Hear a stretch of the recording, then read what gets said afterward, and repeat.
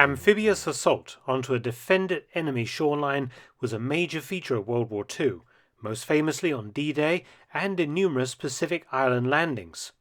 In the Pacific Campaign in particular, huge volumes of naval gunfire and aerial bombardment were used to try and destroy Japanese defenses so that the landing forces might have a better chance of getting ashore without sustaining terrible casualties.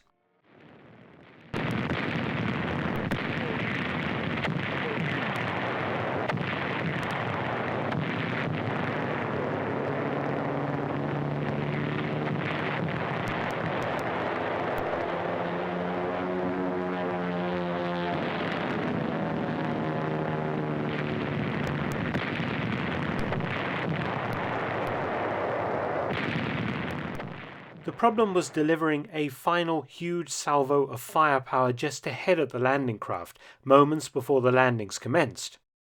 Naval gunfire from warships offshore was often slow, and not enough firepower could be concentrated onto relatively small areas quickly.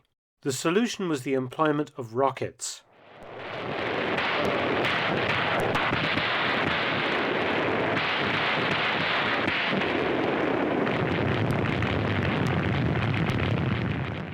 This was accomplished by mounting primitive rocket launching systems on a variety of landing ships.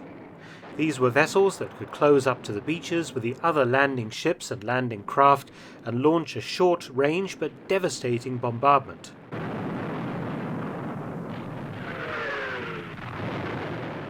During the D-Day landings in June 1944, a series of rocket-armed warships were employed by the British and Americans to try and assist the infantry that was landing.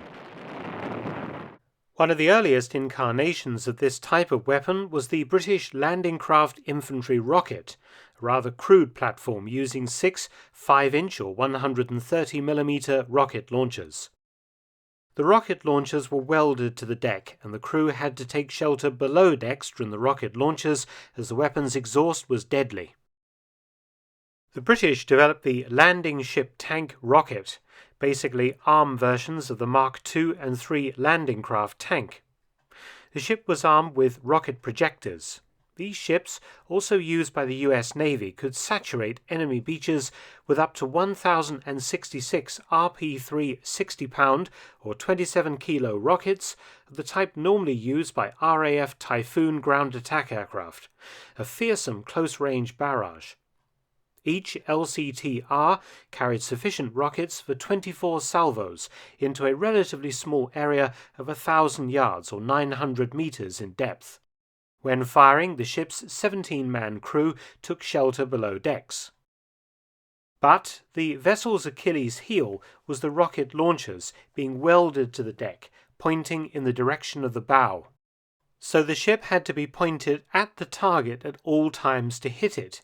This could be difficult, depending on wind, tide, and the sea state. The reloading time was also slow. For an entire new barrage of rockets, it would take 2.5 hours to load all the tubes. Of comparable size to the British LCT-R was the US landing ship medium.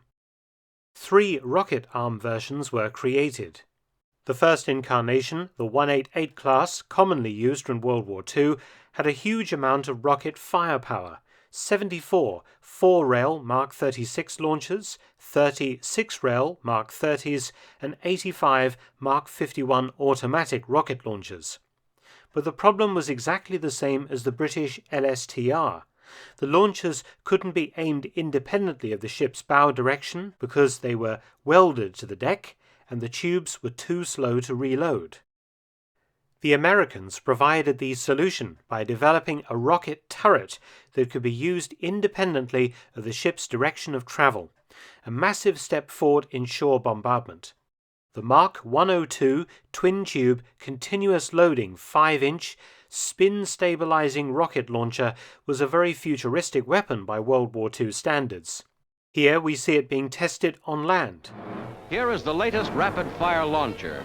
Shooting 2 5-inch rockets in salvo, the apparatus can be accurately aimed and reloaded without delay from below.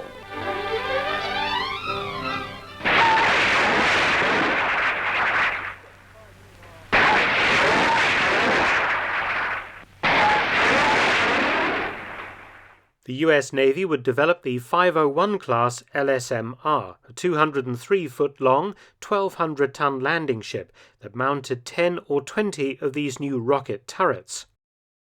Each turret was capable of a sustained rate of fire of 32 rockets per minute. That equates, depending on whether 10 or 20 turrets were used, of 320 to 640 5-inch rockets per minute. The perfect beach saturation weapon. 3 types of 5-inch rocket were used. The Mark 7 with a range of 10,000 yards or just over 9 kilometers, the Mark 10 of 5,000 yards or 4.5 kilometers, and the Mark 12 of 2,500 yards or 2.2 kilometers.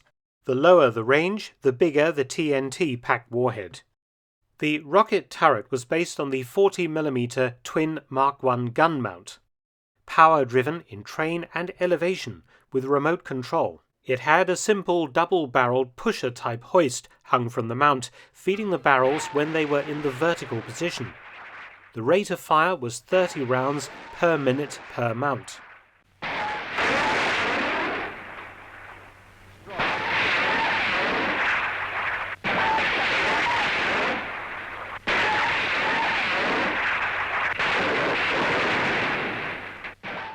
US rocket ships were most successful in the Pacific, where destroying stubborn Japanese beach defenses was very difficult.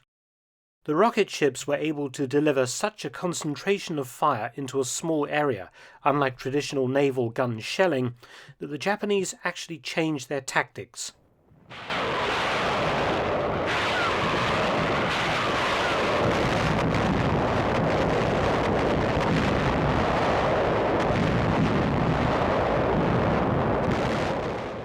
When the Americans landed on Okinawa, they discovered that the Japanese had actually pulled back their defenses to the mountainous interior, and it was suggested by US analysts after the war that the reason was to be beyond the effective range of US rocket ships.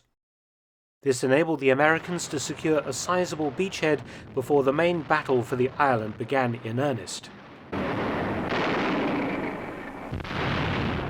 The 501 class landing ship medium rockets saw extensive use in the Korean War and also served on into the Vietnam War, bombarding enemy shore positions with their Mark 102 special rocket turrets. Cheap to produce, easy to use, and not requiring massive crews, the rocket ship was one of the most effective uses of military rockets during World War II and far beyond. Thanks for watching. Please subscribe and share, and also visit my audiobook channel, War Stories with Mark Felton. You can also help to support both of my channels at PayPal and Patreon, details in the description box below.